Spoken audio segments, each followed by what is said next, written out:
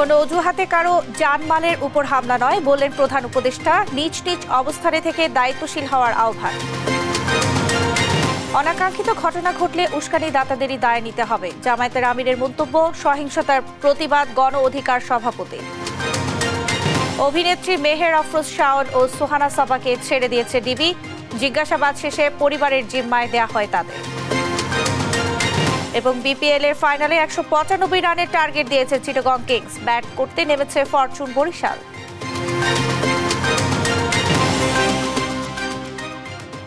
আমন্ত্রণ সংবাদ রাতে দেখছিলেন সংবাদ শিরোনাম, সঙ্গে আছে আমি শারমিন নাসি।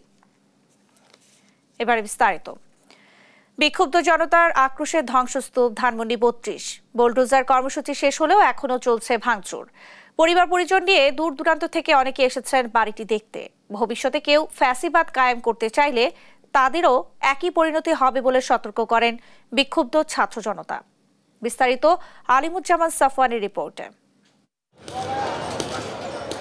ছাত্র জনতার দ্রোহের আগুন এখনো জ্বলছে ধানমন্ডি 32 নম্বরের বাড়িতে।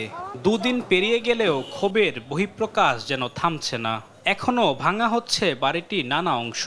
যে যা পারছে সঙ্গে নিয়ে যাচ্ছে জিনিসপত্র। পরিবার পরিজন নিয়ে অনেকে এসেছেন দূর দূরান্ত থেকেও। কেউ তুলছেন মোবাইল ফোনে সেলফি, আবার কেউ করছেন ভিডিও। বলছেন স্বৈরাচারের পরিণতি এমনই হয়। দেখতে আসা এবং স্মৃতি হিসেবে কিছু ছবি তোলা, এটাই আমার ইচ্ছা ছিল। স্বৈরাচারী সরকারকে এখান থেকে হটিয়ে দেওয়া হয়েছে, তার যে করুণ পরিণতি জাতি অবলোকন করছে, এ থেকে পরবর্তী যারা সরকার আসবে তারা যেন শিক্ষা গ্রহণ করে। পরিবারকে নিয়ে এসেছি এটা দেখার জন্য। পরিবার কখনো আসে নাই এই 32-এর বাড়িটা। এটা একটা মাইল ফলক। বিগত দিনে 15 বছরে আমাদের উপরে যে স্বৈরা শাসন হয়েছে, আমরা জনগণরা যেভাবে শাসিত হয়েছি এবং নিপীড়িত হয়েছি, দেশকে স্বাধীন করার চাইতে এটাকে রক্ষা করাটাই হচ্ছে নায়কের ভূমিকা। 32 নম্বরের ধ্বংসস্তূপ দেখতে এসে কেউ আবার দেয়ালে লিখছেন নানা স্লোগান। বলছেন কেউ যদি ভবিষ্যতে ফ্যাসিস্ট হওয়ার চেষ্টা করে বরণ করতে হবে একই পরিণতি। চোরের বাসার থেকে দেখেন কিভাবে চুরি দিতেছে। দেখেন ছাত্ররা যখন ভাঙছে তারপরে তো চোরের অভাব নাই, দেখেন কিভাবে চুরি হইতেছে। দেয়ালগুলাতে যা লেখা উঠছে যে চোরের বাড়ি চুরি হচ্ছে, চোরের বাড়ি চুরি হচ্ছে। কারণ উনি মানুষের পর অনেক জোর জুলুম করেছেন, অন্যায় অত্যাচার করেছেন। মানুষের আয়না ঘরে রেখে যেই বাজে নির্মম অত্যাচার, গুম খুন এর সাথে জড়িত ছিলেন, এটা সাধারণ মানুষের বহিঃপ্রকাশ। আজকে ওনার বাড়িঘর স্থাপনা ভেঙে দিচ্ছে। ধানমন্ডি 32-এর ক্ষোভ একই সাথে আছড়ে পড়েছে শেখ হাসিনার বাসভবন সুধা সদনেও। সেখান থেকেও জিনিসপত্র নিয়ে যেতে দেখা যায় অনেককে। বিগত সরকার এই বাংলাদেশের জনগণের উপর যে অত্যাচার অবিচার করেছে তার বহিঃপ্রকাশ। আলিমুজ্জামান সাফওয়ান, দেশ টিভি, ঢাকা। অবিলম্বে দেশের সার্বিক আইন শৃঙ্খলা পরিস্থিতি স্বাভাবিক রাখতে দেশের সকল নাগরিককে নিজ নিজ অবস্থান থেকে দায়িত্বশীল হওয়ার আহ্বান জানিয়েছেন প্রধান উপদেষ্টা ডক্টর মোহাম্মদ ইউনূস।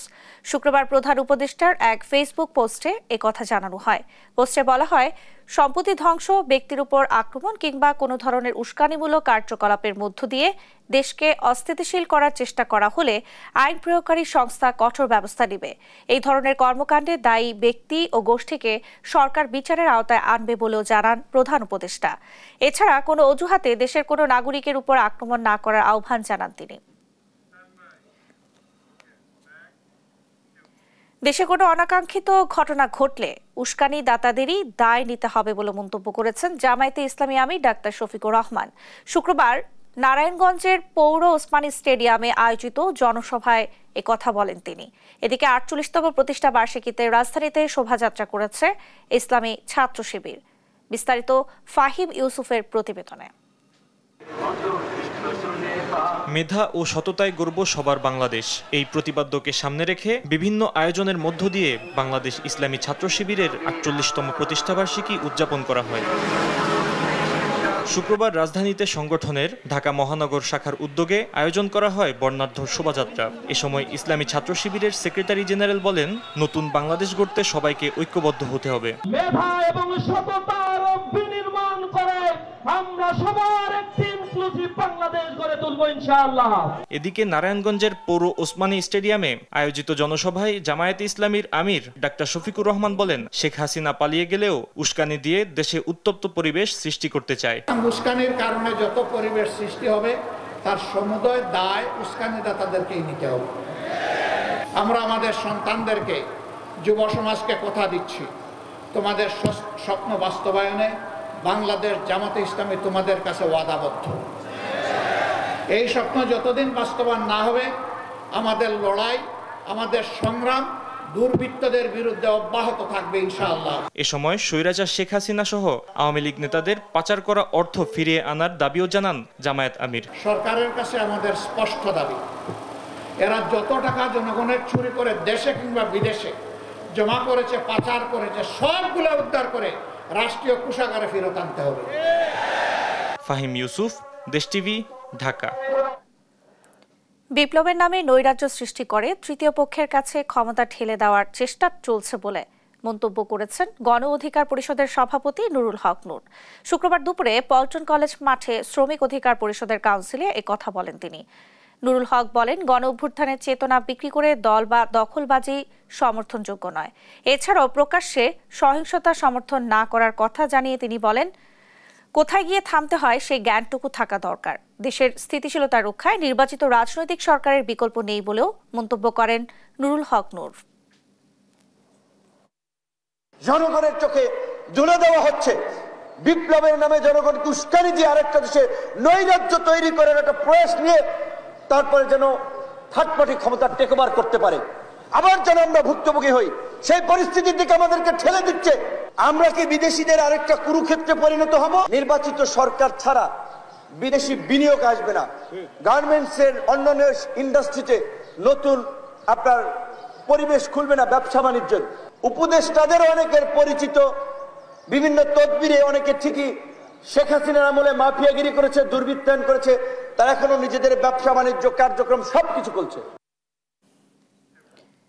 কোন জাতীয় সম্পদের ক্ষতি না করতে ছাত্র জনতার প্রতি আহ্বান জানিয়েছেন বৈষম্য বিরোধী ছাত্র আন্দোলনের আহ্বায়ক হাসনাত আব্দুল্লাহ। শুক্রবার তার ফেসবুক ভেরিফাইড আইডিতে এক লাইভে এসে তিনি এই আহ্বান জানান। বলেন, ৩২ নম্বরের বাড়ি ৫ আগস্টেই ধূলিসাৎ করে দেওয়া উচিত ছিল, যা পরে সবাই স্বতঃস্ফূর্তভাবে করেছে।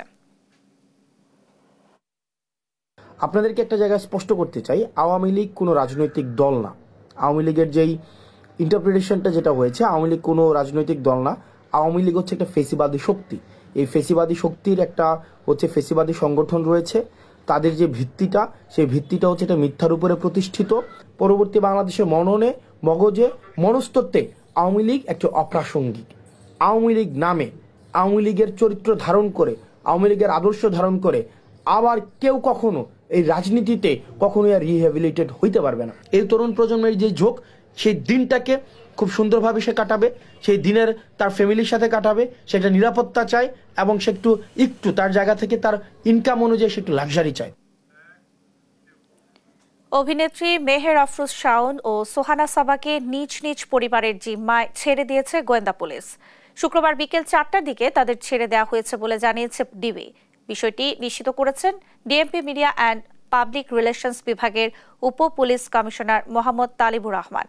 এর আগে বৃহস্পতিবার রাতে রাষ্ট্র নিয়ে ষড়যন্ত্রের অভিযোগে মেহের আফরোজ শাওনকে আটক করে ডিবি। অন্যদিকে একই অভিযোগে রাত 12টার দিকে সোহানা সাবাকেও আটক করা হয়। পরে তাদের ডিবি কার্যালয়ে নিয়ে জিজ্ঞাসাবাদ শেষে পরিবারের জিম্মায় ছেড়ে দেওয়া হয়। 10 ধাপে বেতন স্কেল নির্ধারণ সহ পে কমিশনে কর্মচারী প্রতিনিধি রাখার দাবিতে আন্দোলন করেছে বাংলাদেশ সরকারি কর্মচারী দাবি আদায় ঐক্য পরিষদ। শুক্রবার সকালে শহীদ মিনারে কর্মসূচি শেষে প্রধান উপদেষ্টার বাসভবন অভিমুখে পদযাত্রা করে শাহবাগে পৌঁছালে পুলিশ তাদের বাধা দেয়। এ সময় তাদের উপর জল কামান নিক্ষেপ করা হয়। পরে রমনা থানার এডিসি মাসুদ আন্দোলনকারীদের প্রধান উপদেষ্টার সঙ্গে সোমবারের মধ্যে সাক্ষাৎ করিয়ে দেওয়ার আশ্বাস দিলে বিক্ষোভ প্রত্যাহার করে আন্দোলনকারীরা। 15 তারিখের মধ্যে দাবি না মানলে কঠোর আন্দোলনের হুঁশিয়ারি জানান তারা। এবারের বইমেলায় নেই সিসিমপুরের কোনো আয়োজন, তাই টুকটুকি, হালুম, শিকুদের দেখতে না পেয়ে মন খারাপ শিশুদের। বাংলা একাডেমির মহাপরিচালক জানিয়েছেন, ইউএসএইডের ফান্ড বন্ধ হওয়ায় মেলায় থাকছে না সিসিমপুরের বিশেষ আয়োজন। এদিকে সাপ্তাহিক ছুটির দিনে উপচে পড়া ভিড় অমর একুশে বই মেলায়। আরো জানাচ্ছেন জানাতুল মোহনা। ছুটির দিন মানেই অমর একুশে বইমেলায় শিশুদের ভিড়। বাবা মায়ের হাত ধরে শিশু চত্বর ঘুরে ঘুরে পছন্দের বই কিনে আনন্দমুখর সময় কাটায় শিশুরা। বইমেলায় শিশুদের অন্যতম আকর্ষণ ছিল সিসিমপুর। ইকরি হালুমদের সাথে নেচে গিয়ে আনন্দ করে কাটত বেলা। এবার যা শুধুই অতীত। বছর জুড়ে প্রতীক্ষার পর বইমেলায় এসে সিসিমপুরের বিশেষ আয়োজন খুঁজে না পেয়ে তাই তো মন খারাপ শিশুদের। সিসিমপুর নেই এখন, এবার আমার অনেক মন খারাপ। যদি টুকটুকি থাকতো তাহলে আমি খুশি হতাম। কেন হচ্ছে না সিসিমপুর জানতে চাইলে বাংলা একাডেমির মহাপরিচালক জানান, ইউএসএইডের ফান্ড বাতিল করায় এবার আয়োজন করতে পারেনি সিসিমপুর। সিসিমপুরের যে বাচ্চাদের জন্য কিছু কার্যক্রম সেটা নাই, ওটা ওরা করে নাই। তার কারণ তারা যেই ফান্ড নিয়ে কাজটা করত ওটা এখন আর তারা পাচ্ছে না। আমরা বিকল্প করার কথা এখনো ভাবছি। সাপ্তাহিক ছুটির দিন হওয়ায় শুক্রবার উপচে পড়া ভিড় মেলায়। পরিবার পরিজন ও বন্ধু বান্ধবের সঙ্গে বই কিনতে এসে গল্প আড্ডায় মেতে ওঠেন বইপ্রেমীরা। আব্দুল্লাহ আল মারুফ, দেশ টিভি, ঢাকা। জুলাই আগস্ট অভ্যুত্থানে আহতদের চিকিৎসায় পাশে থাকবে সরকার, এই কথা জানিয়েছেন সংস্কৃতি বিষয়ক মন্ত্রণালয়ের উপদেষ্টা মোস্তফা সরোয়ার ফারুকী। শুক্রবার চীনা রাষ্ট্রদূত ইয়াওয়েনের সঙ্গে বইমেলা পরিদর্শনে গিয়ে এ কথা বলেন তিনি। এ সময় সংস্কৃতি উপদেষ্টা বলেন, কোনো ধরনের মব জাস্টিসে বিশ্বাস করে না সরকার, তবে ফ্যাসিস্টদের সংযমী আচরণ করতে হবে। চীনের সঙ্গে বাংলাদেশের সংস্কৃতি বিকাশে নানা উদ্যোগ নেওয়া হবে বলে জানান উপদেষ্টা ফারুকী। এ সময় চীনা রাষ্ট্রদূত বলেন, বাংলাদেশ ও চীনের মধ্যে বাণিজ্যিক সম্পর্কের পাশাপাশি চিকিৎসা ক্ষেত্রে বাংলাদেশিদের জন্য বিশেষ সুবিধা থাকবে এবং এর মধ্যে 3টি হাসপাতাল থাকবে। আগামী বছর থেকে 5টি ক্লাসিক বই চীনা ভাষা থেকে বাংলা এবং বাংলা ভাষা থেকে চীনা ভাষায় ডাবিং করার লক্ষ্যে প্রস্তুতি নেওয়া হচ্ছে বলেও জানান চীনা রাষ্ট্রদূত। এতগুলো মানুষ মেরেছেন, এত মানুষকে আহত করেছেন, তাদের ক্ষত এখনো শুকায়নি। আপনারা এখনো বিচার প্রক্রিয়ার ভিতর দিয়ে যাননি। আপনারা দেশে এসে বিচারের মুখোমুখি হন, সেটা এখনো হননি। না হয়ে যে উস্কানিগুলো দিচ্ছেন এগুলো অত্যন্ত খারাপ।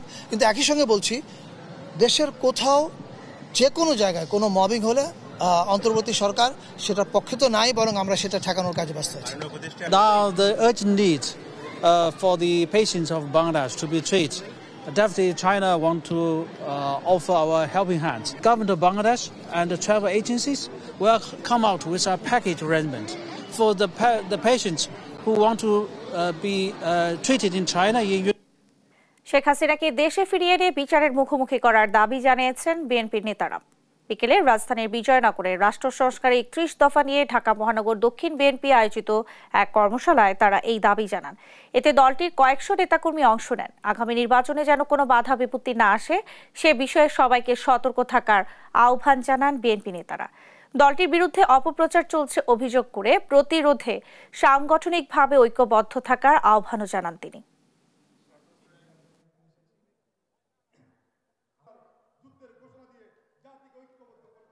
ভেঙে পড়া রাষ্ট্র কাঠামোকে আবারও জনসম্পৃক্ত করবার জন্য, জনগণের প্রত্যাশা পূরণের জন্য মেরামত করতে হবে। তাদের লক্ষ্য জনগণের অধিকার জনগণকে ফিরিয়ে দেওয়া, একটা সুষ্ঠু সঠিক নিরপেক্ষ নির্বাচনের মাধ্যমে। দেশের সকল এই গুম খুনের প্রধান হোতা হচ্ছেন এই খুনি শেখ হাসিনা। যে কোনো মূল্যে যে কোনোভাবে এই ভারত থেকে শেখ হাসিনাকে বাংলাদেশে এনে তাকে বিচার করে এই হত্যার বিচার করতে হবে প্রিয় বন্ধুরা। নারায়ণগঞ্জে ব্যাটারি চালিত অটোরিকশার সঙ্গে যাত্রীবাহী বাসের মুখোমুখি সংঘর্ষে নিহত হয়েছেন নারী শিশু সহ 3 জন। শুক্রবার সন্ধ্যায় ঢাকা চট্টগ্রাম মহাসড়কের কাঁচপুরের পশ্চিম পাড়ে এই দুর্ঘটনা ঘটে। প্রত্যক্ষদর্শীরা জানান, শিমরাইল থেকে মহাসড়কের কাঁচপুরে ঢাকাগামী লেনের উল্টো পথ ধরে যাচ্ছিল ব্যাটারি চালিত অটোরিকশাটি। এ সময় একই লেনে একটি দ্রুতগতির বাসের সঙ্গে অটোরিকশার মুখোমুখি সংঘর্ষ হলে অটোরিকশায় থাকা মা ও ছেলে ঘটনাস্থলে নিহত হন। গুরুতর আহত অবস্থায় অটোরিকশার চালক ও নিহত কাকুলির মেয়ে সেতুকে ঢাকা মেডিকেল কলেজ হাসপাতালে নেওয়া হলে চিকিৎসক চালককে মৃত ঘোষণা করেন। পরবর্তীতে পুলিশ নিহতের মরদেহ উদ্ধার করে কাঁচপুর হাইওয়ে থানায় নিয়ে যায়। হিমাচল গাড়িতে মারছে আর কি, উনি চিটাঙ্গড়িতে আসছিল আর হলো কাজপুর থেকে যাচ্ছিল, এভাবে মারা গেছে। মারা গেছিল ওই যে ডাক্তার দেখাইতে গেছে চিটাং রুট আসার সময়।